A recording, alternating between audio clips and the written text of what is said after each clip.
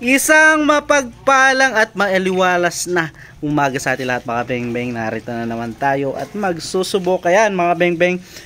Taurus converted to PCP naman po tayo. So kung nakikita nyo na maganda tumama yung ating mga Taurus noon mga beng-beng. So ito PCP na siya. Hindi na siya dual propellant, talagang PCP na. So tignan natin kung maganda nga bang tumama dito sa PCP na talaga na setup. So, ito po. Unit po ito ni Sir Richard Balite. Regulated po yan.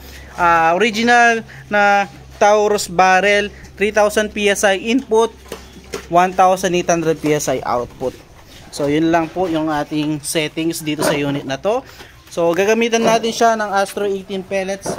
Sir Richard, mga kabeng-beng. So, unresized and sorted straight from the box na mga bala yung ating gagamitin. Then, syempre, lalagyan natin ito side cam natin.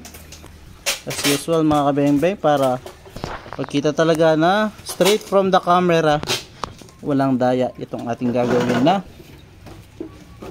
grouping test. Astro 18, unresized and sorted straight from the box na mga bala yung ating gagamitin.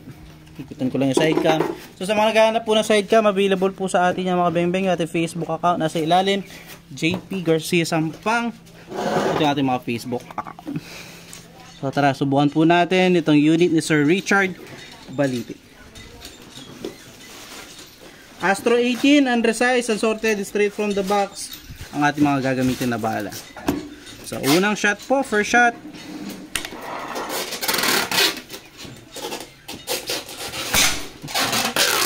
So yun yung ating first shot. So try natin i-0.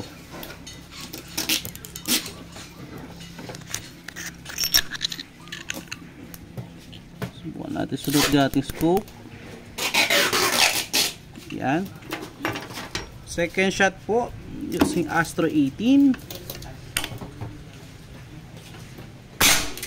Pellet to pellet. Napakaganda po. Third shot.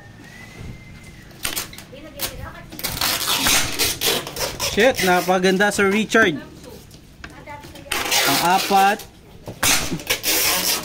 Pang-lima.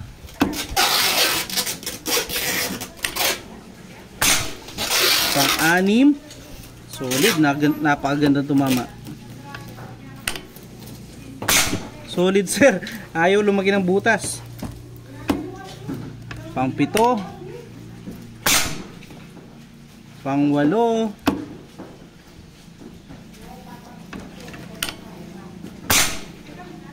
Pang-siyam at pang-sam. So nakita ko yung isang bala deform siya, baka ito rin yung tuhli, nakita ko medyo deform. So yun, hindi naman. So yun, 9 out of 10. So hindi talaga natin maiiwasan na magka-flyer dahil unresized, unsorted straight from the box yung ating ginamit na bala. So yan, 9 out of 10 in one hole, Sir Richard Balite. So tara, lapitan po natin yan sir para makita nyo kung gano'n kaganda tumama ang inyong unit. So yun. So hindi ko nakita na sira yung isang bala kaya nagka flyer siya. So wala pong daya yan ha, straight from the camera. So pagkita ko sir, ayan, Sir Richard, ayan po. Napakaliit, solid, napakaganda. So tuning pa to or break-in. So mas gaganda pa po ito kapag ginamit mo ng ginamit sir. So ito, di ko napansin na deform yung bala. Huli ko na lang nakikita na nakapasok na. So yun po, huwag ginawa kay Sir Richard. Salamat po sa tiwala, pakita na lamang po. Yun lang, peace out.